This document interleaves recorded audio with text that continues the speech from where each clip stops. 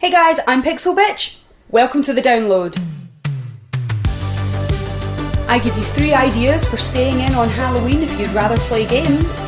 We bid a begrudging fond farewell to the Xbox Kinect. We talk a little bit about why Wolfenstein 2 is getting a load of flack on Twitter, and Sonic Forces gets a demo on the Nintendo Switch. But there is a couple of catches. Ladies and gentlemen, we are gathered here today to bid a final farewell to the Microsoft Kinect. When I say final, I mean this appears to be the end, the final farewell. We've had a couple of buys before, but this is it. This is it done.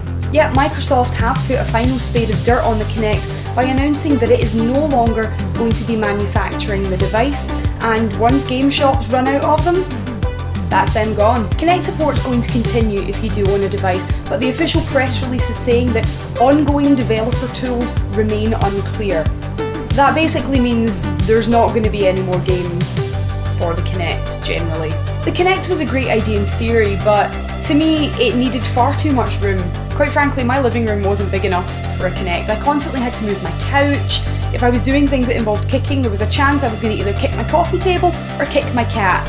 Both of which I wasn't really up for doing. A Microsoft representative recently gave this statement following the headlines. While manufacturing of the Kinect for the Xbox One has ceased, the Kinect continues to delight tens of millions of players around the world. Innovations will live on in the Xbox One, Windows 10 and Cortana. If you really enjoyed using your Kinect, then let us know in the comments below. What games did you enjoy playing? Why did you enjoy playing it? Did you ever accidentally kick your cat or your child? Let us know. Games developer Bethesda has just come under a lot of fire on Twitter following a clip of Wolfenstein 2. Yep, a gaming series that's been going for almost 36 years has only just now started to get complaints centering around its main theme, killing Nazis. Given the game's theme, it's a little unsurprising where all of this came from. Nazis on Twitter. That's right, these people that are making the complaints seem to believe that Bethesda are trying to profit from the current political climate in America, seemingly blissfully unaware how long it takes to plan and actually develop these games. It's the second in a planned trilogy of games. But no, they're definitely just trying to capitalise on what's happening in America just now. That's definitely what Bethesda are doing.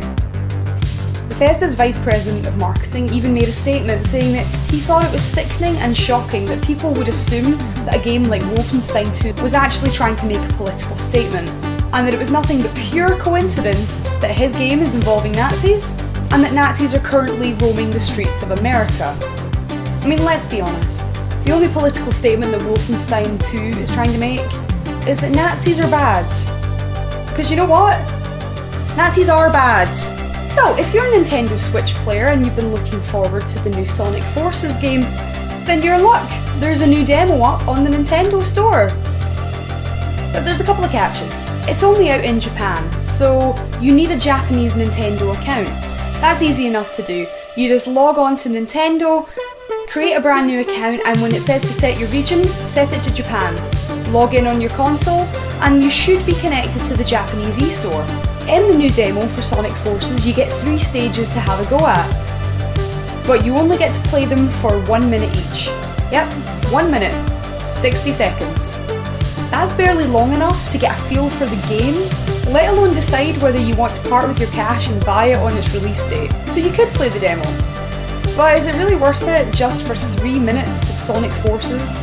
Especially when you have to go to the trouble of getting a Japanese account. Sonic Forces is going to be available on November 7th, and it's not only out for the Nintendo Switch, but it's also coming out for the PlayStation 4, Xbox One, and the PC as well. So, if you're desperate to play it, you don't even really have that long to wait anyway. So Halloween is fast approaching, and not everyone can really be bothered going out, which, hey, I sympathise with. If you can't be bothered going out this Halloween, here are 3 horror games that you can sink your teeth into. Five Nights at Freddy's. You know that creepy feeling you get looking at creepy dolls or toys?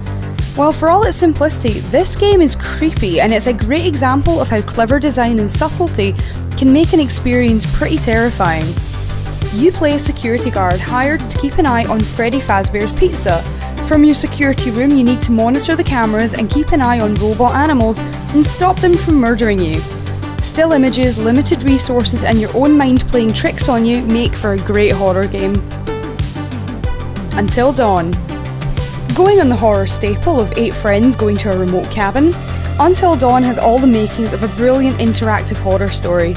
Every decision you make in the game has a consequence, from relatively minor moments to full-blown plot twists that'll leave you shocked or wishing you'd gone a different way.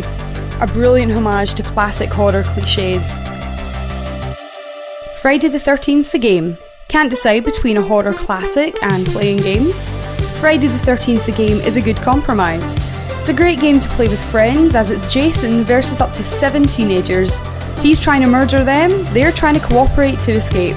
You can escape by car, boat, by calling the cops, or just surviving until morning. If you're randomly chosen to play as Jason, you can have fun by being overpowered and killing all your friends in a loving tribute to Friday the 13th. That's all the time we've got for you here in the download. See you next week.